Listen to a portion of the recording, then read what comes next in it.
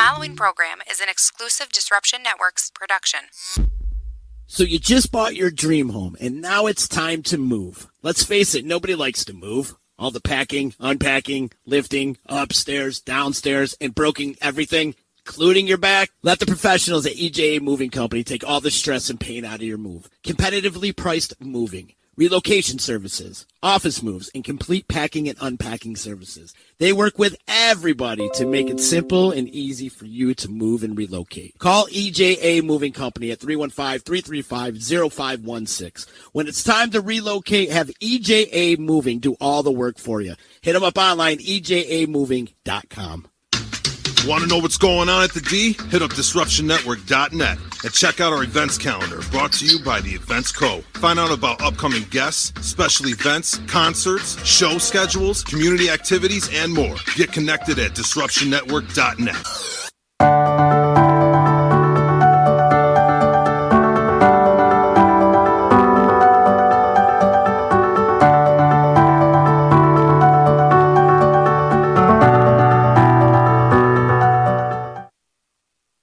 Good evening, everyone. Thank you for joining me here. We are Season 2, Episode 2 of the Unstoppable You podcast with me, your host, Heather Beebe, right here on the Disruption Network. Another awesome podcast brought to you by Utica Hemp. You can see all the information about them and their locations at uticahempco.com. If you're ever interested in even researching anything more holistic about your own health, pain relief, things like that. So give them a shout or check them out on their website or Facebook pages. And check it out. Great people. So tonight we have an interesting podcast. I had a family lined up to come here from Ponce who has relocated to Utica, and they had something come up where they haven't been able to make it tonight. So we are going to make do with what we have, as I'm always at doing. And I want to introduce, I have Sonia Martinez here from the Mohawk Valley Latino Association. And she is going to be here anyway, so I'm really happy that you could still come because we can definitely still make this happen and share some very valuable information, what's going on in Puerto Rico and what we're seeing here in Utica as a result of the recent catastrophes that have been happening there over the last couple of years.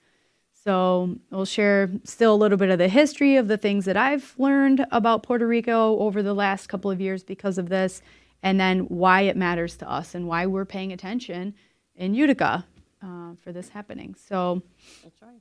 Yeah. I don't know, Sonia, so you want to share your title and kind of what you guys do as an organization? Mm-hmm. The Mohawk Valley Latino Association, I'm a co-founder along with Tony Colon and two others in the community. We started the organization almost 17 years ago. And the reason we founded the organization was to help the Latino community with different services that are needed, especially those that have a language barrier. Mm. There's so much need out there for the Latino community that we've been putting a small dent with those services. Some are free, some are there's a cost. You know, we have to keep the doors open, so we need, a little funding. So we do so many different things with the Latino community on the service side and then on the cultural side also. Yeah. Yeah, I see that even the kids, I know there's the group of kid dancers that do that. Yes, I formed a group 16 years ago. Yeah, that's cute to see. I know dancing and everything is really big in Latin it's very culture. important. Yeah, I love seeing that. So, so I mean, we'll take it back first. I think you've always been, this organization has been really important for the Latin community in general. Yes. But I think it's been crucial in the last couple of years when people really lost everything and had to relocate here. Yes. I guess, why it's possible. I think one of the things that people don't realize is that Puerto Ricans are citizens of the United States. That's right. That's very important that we keep mentioning that and educate everyone because people are forgetting that these are American citizens. Someone recently went to to get some documents done, and the first thing that the person asked this Puerto Rican person was for a passport. If you don't have an identification, can I see your passport? Which is, as you know, a government document. And the person said, but I'm an American citizen. I don't have a passport. Yeah. Well, you need to go and get a passport. Yeah. Yeah. And so they came to me, and I had to go and educate this agency. Yeah.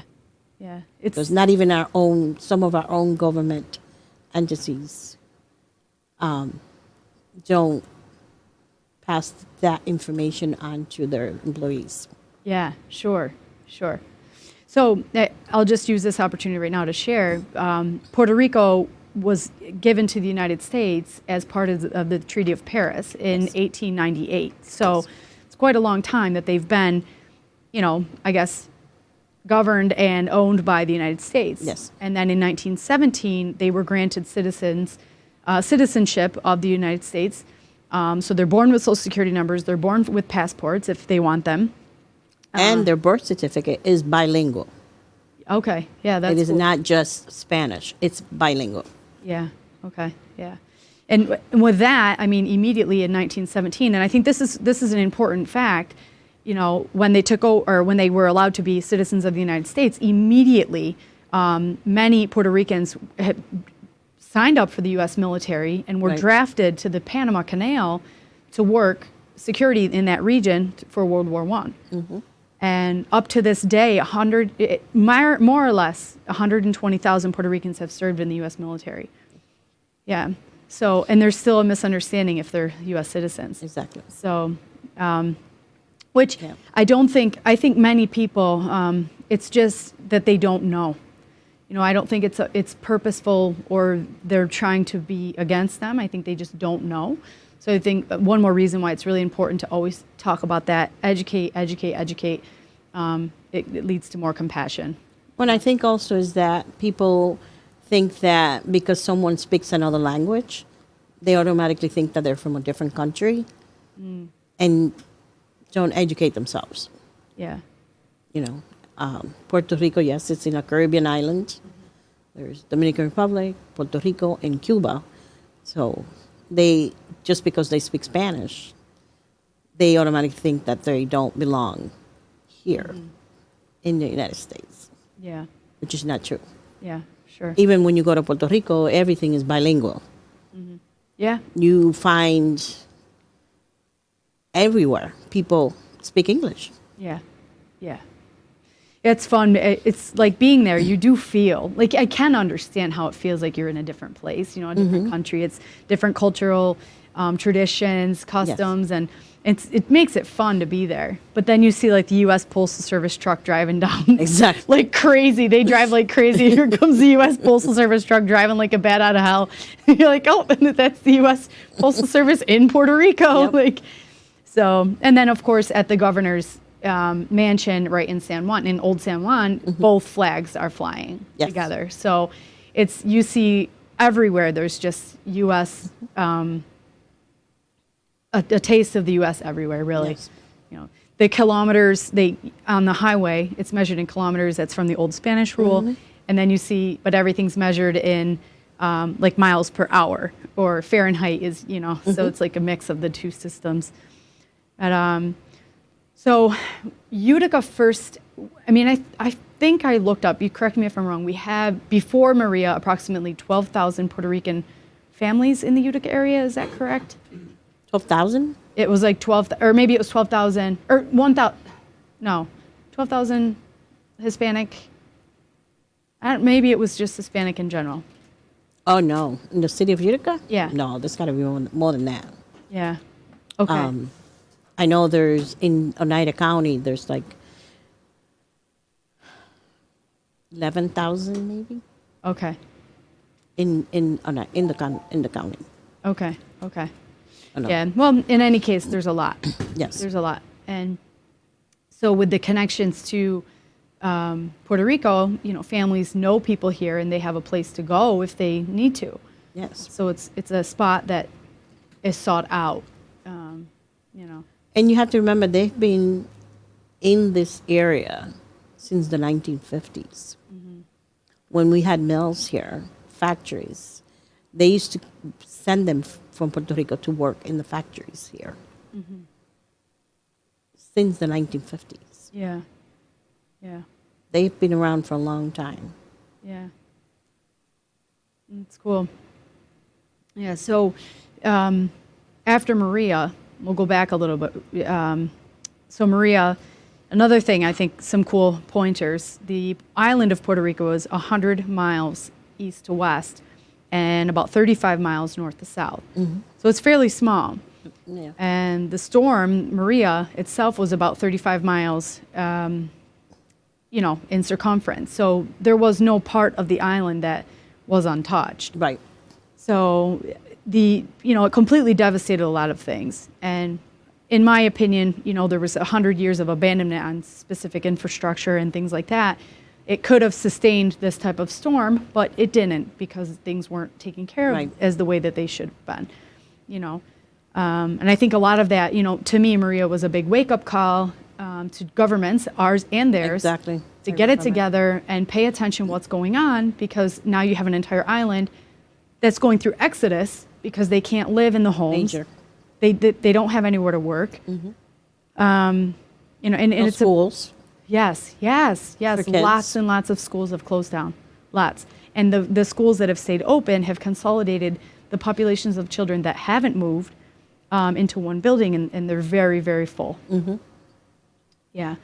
So obviously taking away from the quality of education. And to our American citizens to Right. grow and work and provide for everyone else here. Right.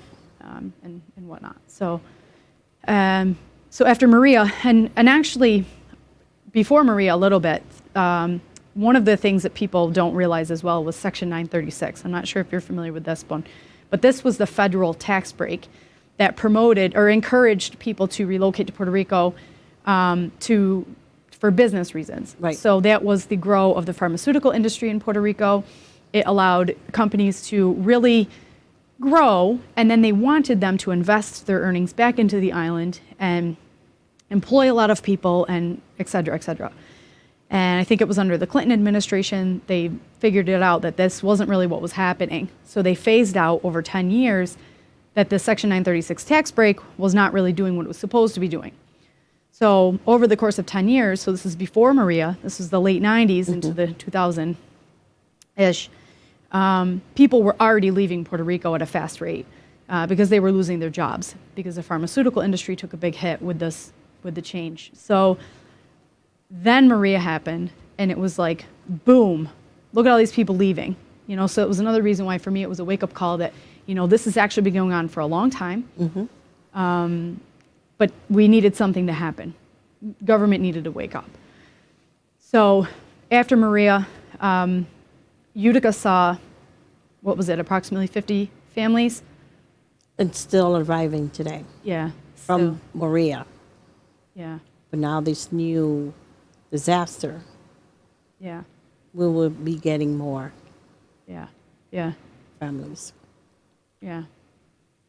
Yeah. So the earthquakes, in a very different way, have affected Puerto Rico than Maria. Yeah. And as many of you know, my last episode was live from Puerto Rico. That was the first there's been tremors going on in Puerto Rico ever since I think the 25th or something of December, maybe even the 28th. of December. Yeah. They started. So, and there's been hundreds of them.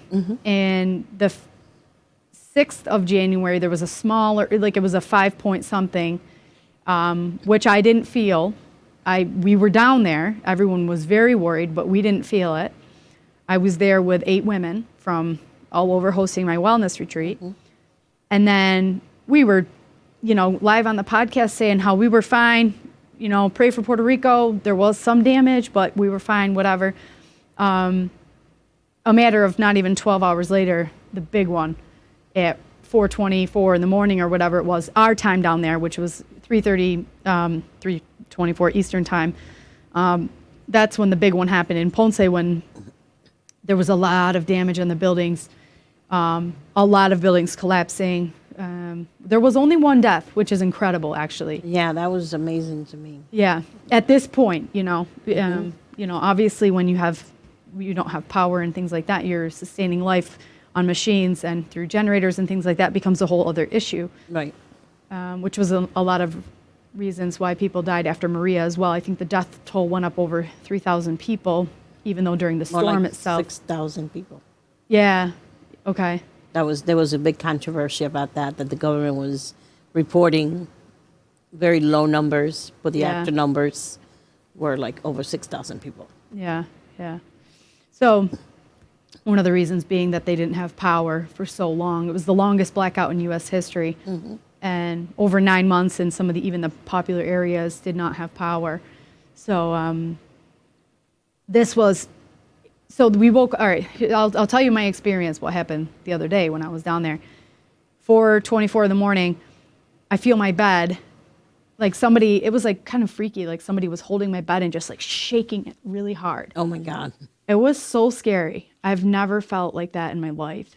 And so I jumped up out of my bed and I ran out of my room. I like whipped the door open and I ran out. One funny thing is I didn't have any pants on. Oh. So I got really scared. I got really nervous because now I'm responsible for these other women in the house. Yes. And so I ran back in to get my pants. And I just remember being so shaky that I could barely put them on. And you can bet your butt I did not sleep without pants on the rest of the week down there. So, but that paranoia, I'll never forget that. And then, so I whipped the door open to the other girls that were there on my support team. I had 3 other girls there that were like helping me with things, cooking and whatnot. And they were sleeping and it had stopped. So I was like, well, maybe I'm overreacting, because I'd never been through it before. So I go outside, I'm looking around, like, is there supposed to be like sirens? Because we're right on the water as well. So I don't know, like a tsunami and all that.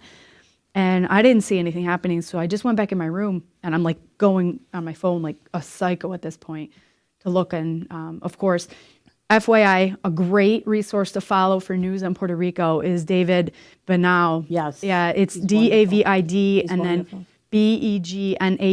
He is somebody you can trust. He's reliable and he's real. And anytime there's been anything, he's like flying into Puerto Rico to go be right there. And he is down on the ground right now down there. So I'm freezing right now. I'm like shaking. So I was following him and seeing, what was actually going on. And immediately they were reporting that this was like a 6.6. It was like a little bit higher than what it ended up being. Wow. And I was like, well, I can't go back to bed. Nobody was waking up though. So, but I have a couple local friends who work in radio. They get up really early in the morning. They were messaging me, people, are you okay? Are you okay? And I'm like, I'm fine. Shook the house, but we're good. Finally fall back asleep, and at 7:20 again, same thing. And this time I go running out, and the owner of the home that I rent was running to find us to make sure that we knew what was going on and we knew what to do if there was a tsunami.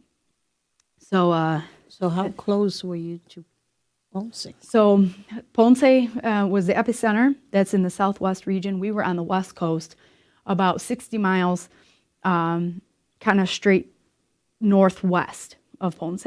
So right on the coast. So the last time an earthquake happened in Puerto Rico was 100 years ago up in Aguadilla, which is only, not even 10 miles north from where we were. And there was a terrible tsunami. About 120 people died. Wow. So, I didn't know much about that, until this happened. But I'll tell you for the rest of the week, even just going to bed, I walk into my room, it's very dark in there, and just the thought of laying down and resting my head, letting go of the idea that I have to control what's going on right now in here was impossible.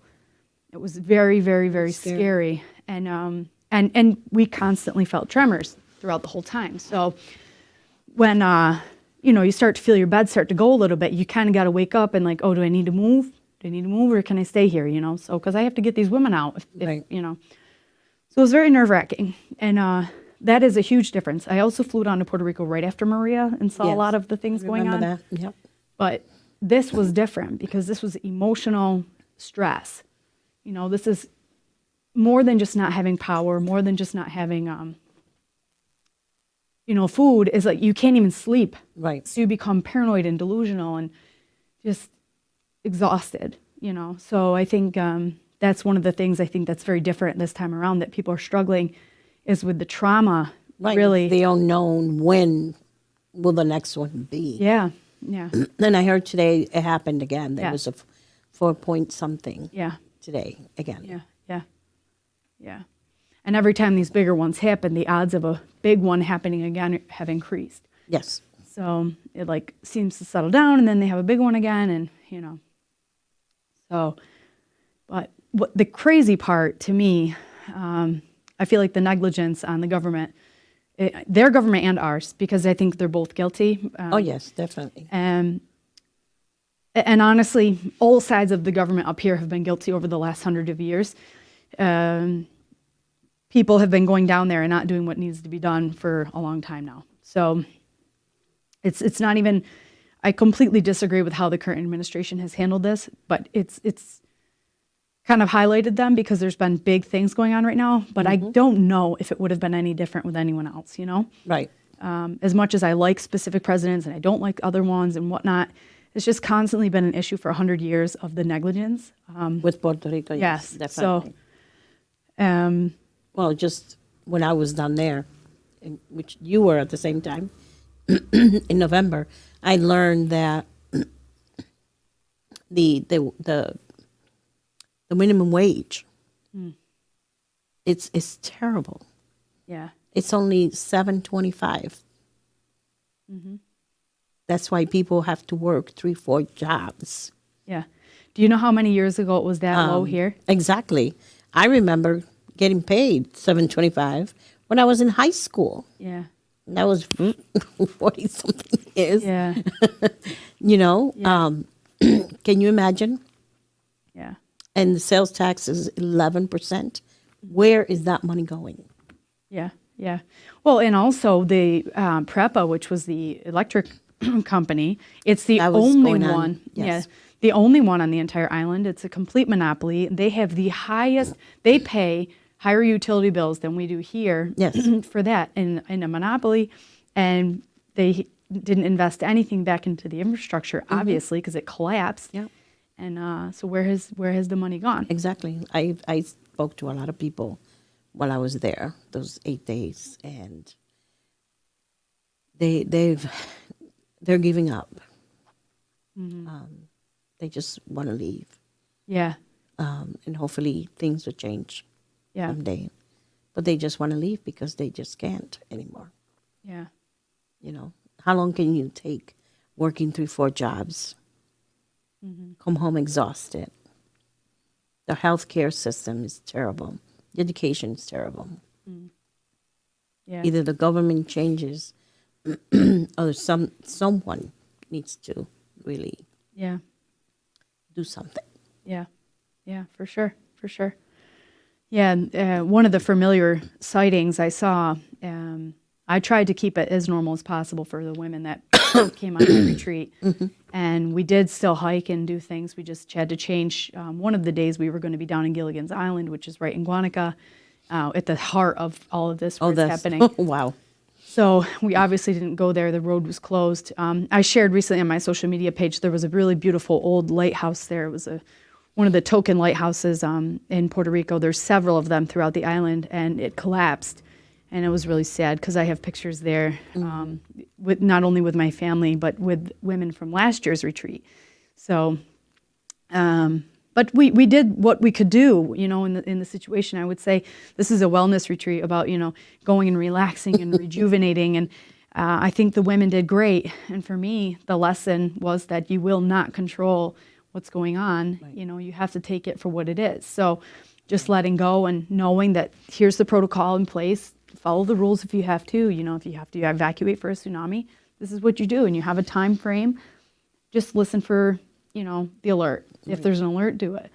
So, but anyway, one of the familiar sightings I saw on one of the hikes was a U.S. helicopter, a military helicopter swooping down through. And it's just immediately like nerve-wracking to see that, because then The supplies aren't getting where they need to go. There were huge lines at the gas stations for several days. Thank God that we filled up. We waited, though. We waited our turn in line, but we filled up, and we didn't have to fill up again. And then by the time we filled up again, the gas was already good. The island already had power again, and not everywhere, but most places, so people weren't freaking out anymore. So, but yeah, it's just, they've had so much catastrophe in such a short amount of time, and that was the hardest part, is that people hadn't really recovered yet from Maria. No, not at all. And if you fly into the San Juan area or any airport in Puerto Rico, as you're landing and you get closer to the areas, or even away from the highest point, Yes. you see blue tarps everywhere still over people's houses. I will admit they are less than they were 2 years ago, but the fact that there's still any is unbelievable. So, A lot of families still didn't get the help from FEMA. yes.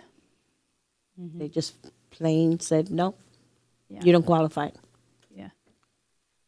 Yeah. Yeah. And I personally know They people. just abandoned their home. Yes. They left it like that, and they left. Yeah. You can see several houses throughout the island that personally I've seen myself, where the houses were just completely abandoned. It looks like a nice house that doesn't have a roof.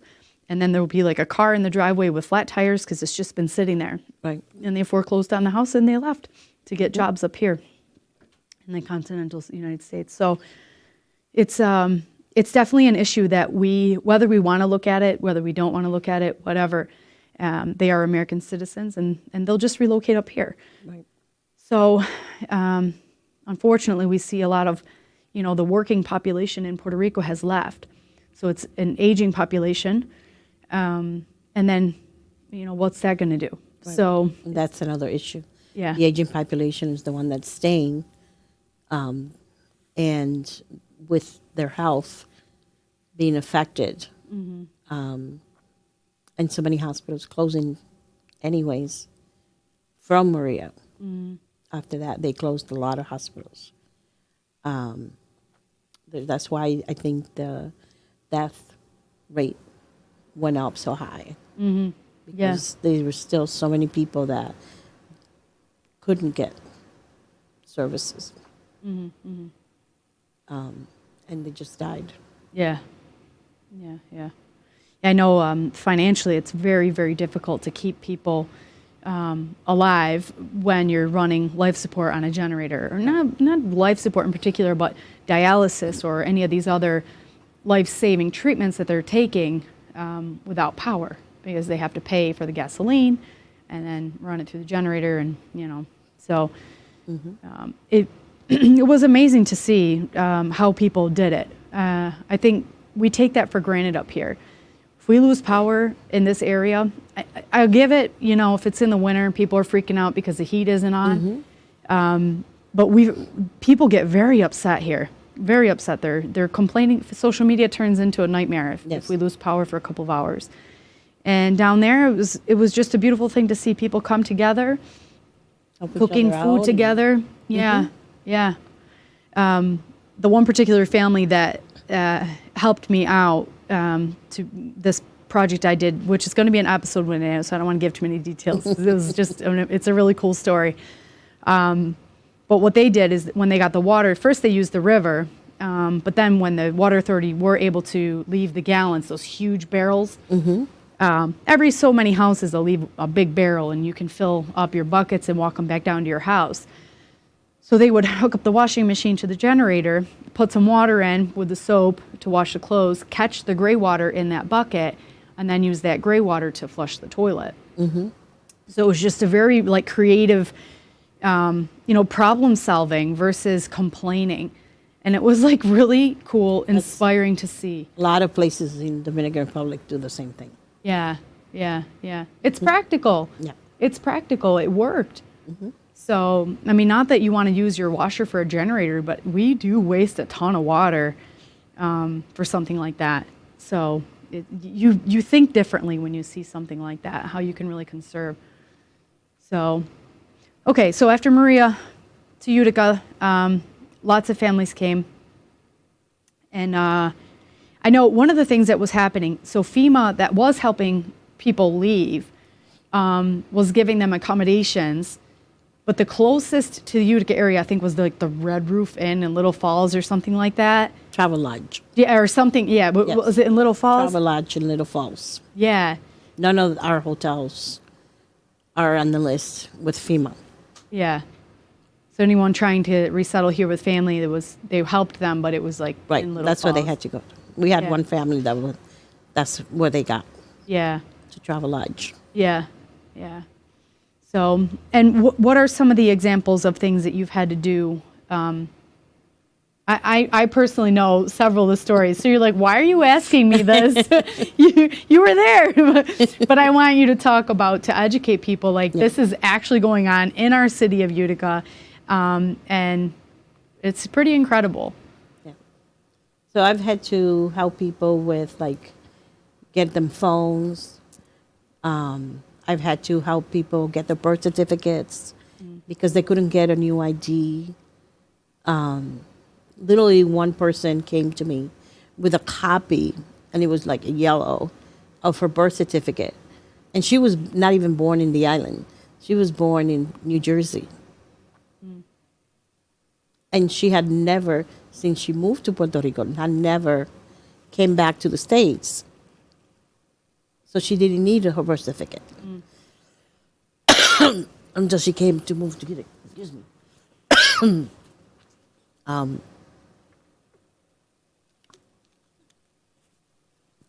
So I helped her with that. I helped people with, to get emergency services from DSS, housing, Yeah. furnishings for the house, Yeah, like literally every furnishing. everything, Like, everything, yeah. Beds, beds, couches, dishes. dishes, clothes, everything, Yeah. toiletries. Yeah. The one family that I met had the one grandmother, she's in her 90s. She had never been off the island in the winter. And so they came here, it was winter time. Yeah. So, I'm very grateful that we have such a given community. Still today, I have a room, part of my office, filled with donations from everything, which now I'm going to have to ask people for more yeah. because people are coming again with summer clothing. Yeah. Yeah. And, here we are. At least before they were coming, it was kind of fall, but they still needed coats, Yeah. gloves, hats, Yeah. Yeah. winter clothes. Yeah. So if you could share an easy way to get a hold of you, like your email, maybe the Facebook page, and then maybe some items that if people have laying around would be helpful to have. Yeah. The Mohawk Valley Latino Association, we're on Facebook. We have a website. It's very easy to get a hold of us or hold of me. MVLA at Utica, at mvla@mvlautica.org is our email. Our website is mvlautica.org. My office number is 315-864-8419. We're on Facebook, Mohawk Valley Latino Association, or you can get a hold of me also, Sonia Martinez, on Facebook. Yeah. Okay. And the needs for the people that are coming are basically winter items, coats, hats, gloves, preferably not used, but I do need those. Yeah.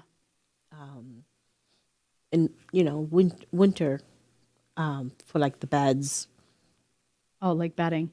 bedding items. Yeah. I need it. Okay. Yeah. Well, coming up, another way that people can help out is that we're going to be having a fundraiser. Big fundraiser. Yeah. In February 22nd, we're planning to have some food. We love food. We love to eat. We love entertainment. Yeah. We love raffles. Yeah. So we're going to have all these activities and different entertainment for people to enjoy and come and support the island of Puerto Rico, because I don't want to send items over there because they are getting a lot. And with the recent news that Oh, the warehouse. all the Ponce. warehouses, Yeah. they found so many things from Maria Yeah. that I don't want to send items so people not receive them. Yeah. So I would rather send the money through another national Hispanic organization that I sent money before with Maria that I collected. And it'll be easier because they're already there helping. Mm-hmm.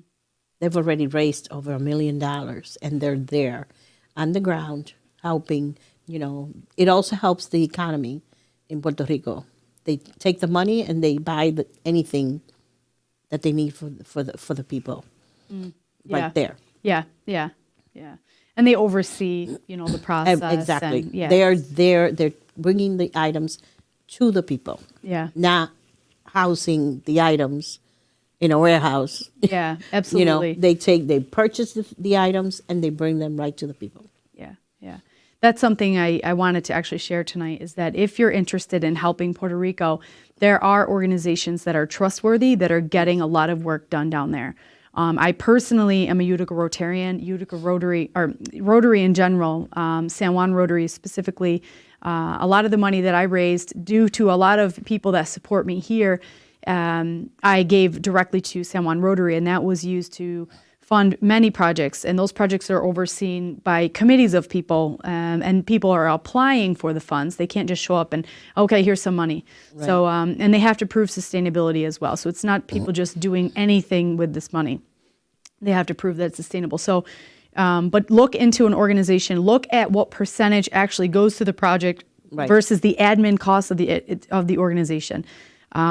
There are several organizations out there that are doing good things, but the admin is taking so much of that money, and I hate seeing that. I hate seeing people who work for not-for-profits that make a lot of money, and then less goes to actually what they're programs. Supposed to be doing. Yeah. So no, this fundraiser is strictly everything will go to the island. Yeah.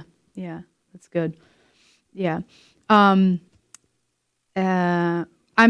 just going to toot my own horn and share this, but with Unstoppable You, I just put all these numbers together the other day. From after Maria, I raised about $6,000 on my own between making this video and just encouraging people to donate. Then it was the supplies as well. It was like 16 moving boxes that Cab V sponsored, shipped down. We delivered it into a very rural area. Wow. About $6,000. And then after, when I brought my business down there, I've probably, it is just upwards of $20,000 that Unstoppable You has spent in local economies in Puerto Rico by encouraging, by having the retreats. So that's one thing I'm really, really proud of. Tourism is happening down there. Another thing I wanted to touch on tonight. Mm-hmm. If you're canceling your plans to go to Puerto Rico, don't. Just the Southwest region has been impacted by this.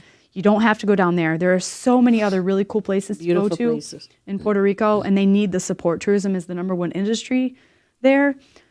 And hosting my retreats has been about $20,000 invested in between local grocery stores, establishments, the ferry rides, the gasoline, all these things in local economies. I'm super proud of that.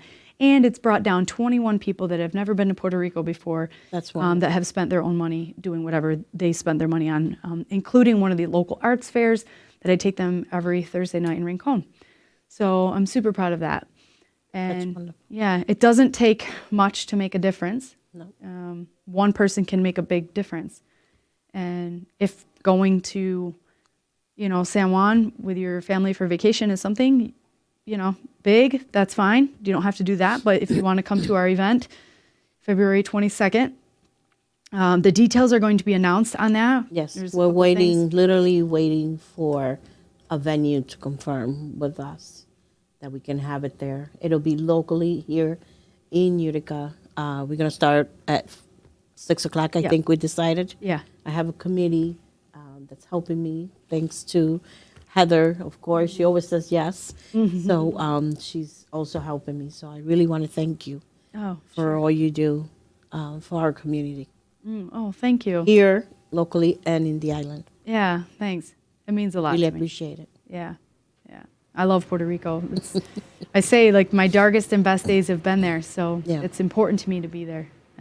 And also it's not just meant for me to take people and have fun. You know, I'm there in the heart of what's going on right now too. I feel the pain, you know. So it's important to me that they are supported now more than ever, especially for the negligence we've shown them. Yes. So we are here. And a lot of cruises go there. If you're afraid of going to the island, you can go on a cruise and they'll stop at the port Yeah. in San Juan. Yes. Yeah. Yeah. And if you go into Old San Juan on the cruise, forget going to the beaches. There's no beaches in Old San Juan that are worth going to. I don't get that. People are like, yeah, we went to the beach for 8 hours. Like, there's no beautiful beaches in Old San Juan. There are beaches, but to me, those are like, you can go to New Jersey and like, get a beach that looks like that. Like, so, but Old San Juan is beautiful. The history and the bricks and the fort, and there's just a lot to sightsee. The shops, Yeah, they're yeah. amazing. But not Starbucks. food. I feel like you get off the. I've never taken a cruise to Puerto Rico, but I have been there, and literally one of the first things you see when you get off the cruise ship is like a Starbucks. Yes. Like that's not Puerto Rico. Like, so. Yeah. But anyhow, I appreciate you coming on tonight. I'm so sorry that they couldn't make it. I know. I hope everything's okay, and. But it is, significant that families are coming up here, Yes. and we are here for them. So I think Utica should be really proud that we are a place that people come to. Yes. And their families that are here, I really encouraging them to come and get out for now. It's not something that is permanent, but for now, you can be safe with your family here. And that's what's important. Yes, you're not feeling alone. Right. Yeah. Wouldn't recommend the weather though. I can't. I was like, that was my first. I couldn't wait to ask them what they think about this weather. It's Yeah. like, if you're not from upstate New York, it's like 14 degrees here right now. That's horrible. Maybe that's why they stayed home. Yeah, I bet you it is. I bet you it is. I wouldn't want to leave. Puerto Ricans are like that. If Yeah. it rains, they're not going anywhere either. Yeah. Probably is the weather. It's very cold out today. Yeah. All right. So I don't know if there's any questions or anything yeah. Okay. So thank you again. You're welcome. Yeah. Thank this you. is great. Yeah. So I'll be seeing you. We got lots of work ahead. Yes. So thank you for tuning in tonight. I have 2 weeks from tonight, we have Dr. Jack Kunkel.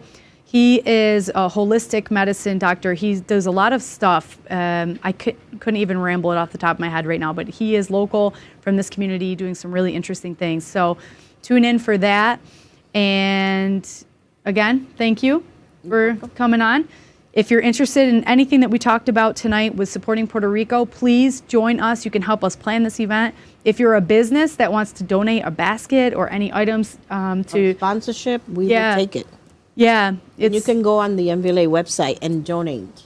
There's a donate button through PayPal, through your credit card. You can donate through there. yeah, very Make easy. sure you put it on the memo that it's for the Puerto Rico disaster relief. Yeah, then it's allocated directly towards this specific thing. So feel free to message me with any questions or reach out to Sonia. She shared her contact points earlier. So thank you again. Right here, this is the Unstoppable You podcast with your host, Heather Beebe, on Disruption Network, where we have unstoppable people, unstoppable stories, unstoppable you, right here on the D.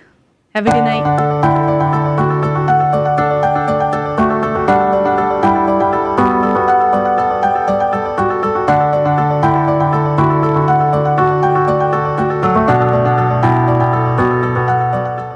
So you just bought your dream home, and now it's time to move. Let's face it, nobody likes to move. All the packing, unpacking, lifting, upstairs, downstairs, and broking everything, including your back. Let the professionals at EJA Moving Company take all the stress and pain out of your move. Competitively priced moving, relocation services, office moves, and complete packing and unpacking services. They work with everybody to make it simple and easy for you to move and relocate. Call EJA Moving Company at 315-335-0516. When it's time to relocate, have EJA Moving do all the work for you. Hit them up online, ejamoving.com. Want to know what's going on at the D? Hit up DisruptionNetwork.net and check out our events calendar brought to you by the Events Co. Find out about upcoming guests, special events, concerts, show schedules, community activities, and more. Get connected at DisruptionNetwork.net.